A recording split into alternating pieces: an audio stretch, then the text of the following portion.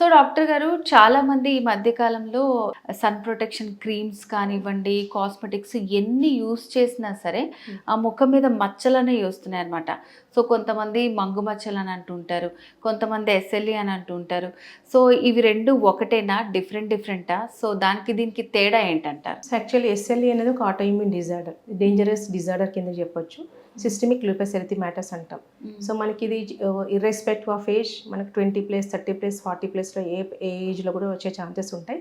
ఇది melasma nothing మరి ఈ విధంగా బటర్ఫ్లై షేప్ స్కిన్ మీద కనిపిస్తూ ఉంటుంది. మనకి బ్లాకిష్ పిగ్మెంటేషన్ రావడం బటర్ఫ్లై షేప్లో, సిమిలర్ యాజ్ మనకి మెలాస్మా అని మెనోపాజ్ ఏజ్లో చాలా మందికి వస్తుంటుంది. పీరియడ్స్ ఆగిపోయిన వాళ్ళకి కానీ, హిస్టెక్టమీ కేసెస్లో కానీ ఆ విధంగానే కనిపిస్తుంటాయి.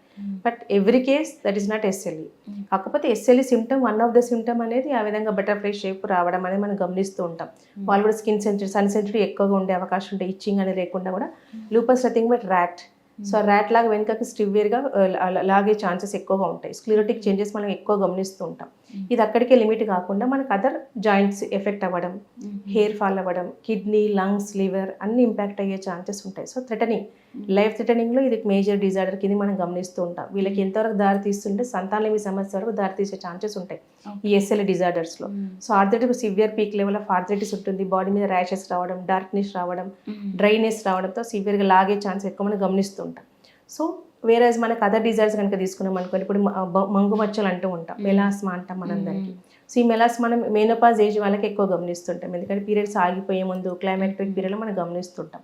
But nowadays artificial methods of surgeries వచ్చినాయి కాబట్టి హిస్టెక్టమీ అవ్వడం వల్ల ఇప్పుడు దానివల్ల కూడా మనకు ఎప్పుడైతే గర్భసంచి తీసేస్తారో సో వాళ్ళకి వచ్చే ఛాన్సెస్ మనం ఎక్కువ గమనిస్తుంటాం హార్మోనల్ చేంజెస్ ఇబ్బంది వల్ల. సో పెరిమెనోపాజ్ ఏజ్ గ్రూప్లో గమనిస్తుంటాం. ఇది only limited to the skin only. But hormonal issues ఉండడం వల్ల స్కిన్తో పాటు వేరే అదర్ అంటే కాల్షియం డెఫిషియన్సీ ఇండైరెక్ట్గా పెరగడం వల్ల వాళ్ళకి చిన్నపాటి వెయిట్ పుట్ అవ్వడం కానీ ఆర్థరైటిస్ రావడం గమనిస్తుంటాం తప్ప that is completely different to SLE.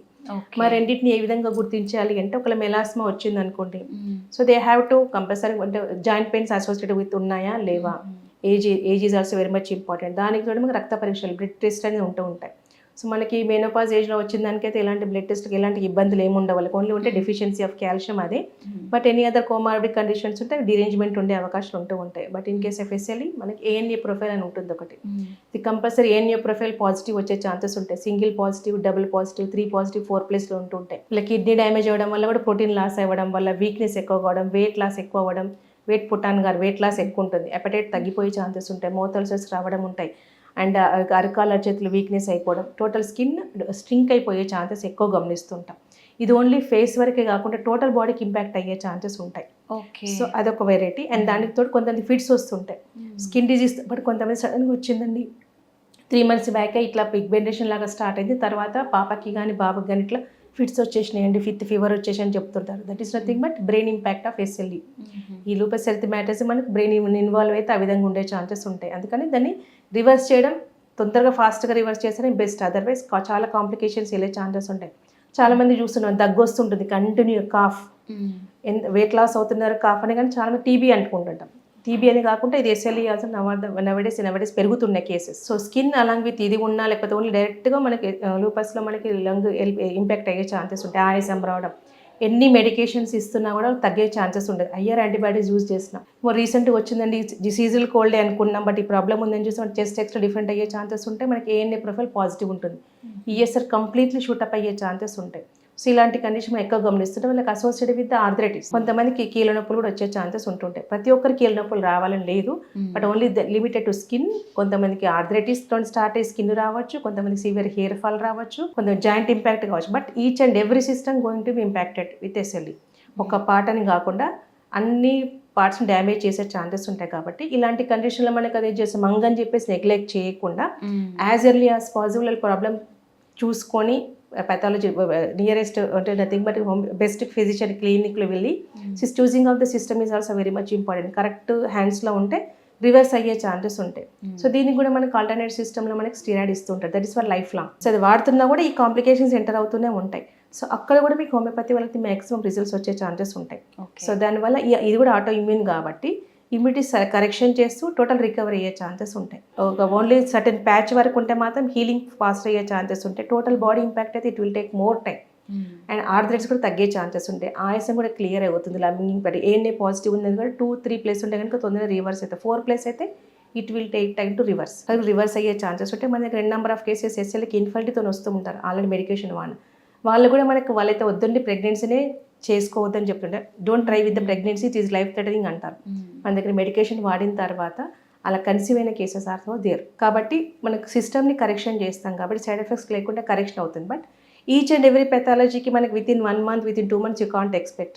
But సివియారిటీని బట్టి మనకు కరెక్షన్ అయ్యే ఛాన్సెస్ ఉంటాయి. సో నెగ్లిజెన్స్ లేకుండా యాజ్ ఎర్లీ పాసిబుల్ మనకు వాట్ ఈస్ డిజీజ్ అనేది మనం తెలుసుకొని కనుక డయాగ్నోస్ చేసి ఫాస్ట్గా రికవర్ అయ్యే అవకాశాలు మనకి ఎక్కువగా ఉంటే కాంప్లికేషన్స్ లేకుండా. సో మీ దగ్గరికి ఈ మధ్య కాలంలో ఎట్లాంటి కేసెస్ వచ్చాయి, వాళ్ళకి ఎట్లా ట్రీట్మెంట్ చేశారు? యాక్చువల్గా మనకు 20+, 30+ ఏజ్ గ్రూప్లో మనకి ఎస్ఎల్ చాలా గమనిస్తూ ఉంటాం. సో ఇలాంటి కేసెస్లో కనుక స్కిన్ పిగ్మెంటేషన్తో రావడం, ఆర్థరైటిస్ స్టార్ట్ అయిందండి, ఫీవర్ ఆన్ అండ్ ఆఫ్ వస్తుంది పాపకి అని వస్తున్నారు.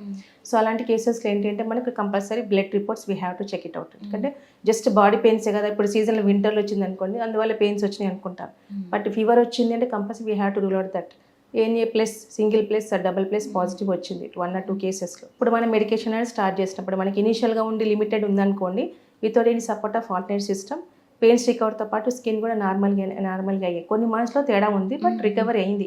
ఆ double+, single+, case is running, అది -0 కూడా వెళ్ళే ఛాన్సెస్ ఉంటూ ఉంటాయి. ఇలాంటి కేసెస్ పెరుగుతున్నాయి కాబట్టి. అండ్ మనకి మెనోపాజల్ ఏజ్ గ్రూప్లో చాలా మందికి melasma cases also coming. So మెనోపాజల్స్లో మెలాస్మా వచ్చిన వల్ల భయపడాల్సిన అవసరం లేదు. దట్ ఈస్ కాస్మెటిక్ పర్పస్, కానీ మెడిసిన్ ఇవ్వడం వల్ల అది కూడా తగ్గే ఛాన్సెస్ ఉంటాయి. లేజర్ అని అవి ట్రీట్మెంట్ వెళ్తూ ఉంటారు చాలామంది. సో దానివల్ల స్కిన్ సెన్సిటివ్ పెరిగే ఛాన్సెస్ ఉంటాయి. బట్ కొద్ది టైం తీసుకున్నా మీకు అది రికవర్ అయ్యే ఛాన్సెస్ ఉంటాయి. ఎక్స్టర్నల్ అప్లికేషన్, ఇంటర్నల్ మెడిసిన్స్ అనేది ఇవ్వడం అనేది జరుగుతుంది. సో హార్మోన్స్ వల్ల వచ్చే డిప్రెషన్ కానీ సైకలాజికల్ డిస్టర్బెన్స్ కూడా క్లియర్ అవుతుంది మెడికేషన్తో కాబట్టి. సో కొన్ని మంత్స్ కనుక రెగ్యులర్గా మెడికేషన్ వాడితే పిగ్మెంటేషన్ కరెక్షన్ చేసుకో. ఓకే, సో ఎస్ఎల్ఈ మెలాస్మా అనేవి చాలా డిఫరెంట్ డిసీజెస్ అనమాట. సో అట్లా అని చెప్పి మనం ఏ మచ్చ వచ్చినా నెగ్లెక్ట్ చేయకుండా చూపించుకుంటే తొందరగా మనకి ట్రీట్మెంట్ ఉంటుంది. నెగ్లెక్ట్ చేస్తే డాక్టర్ గారు చెప్పినట్టు సో అట్లాంటి ప్రాబ్లమ్స్ అన్ని ఫేస్ చేయాల్సి ఉంటుంది.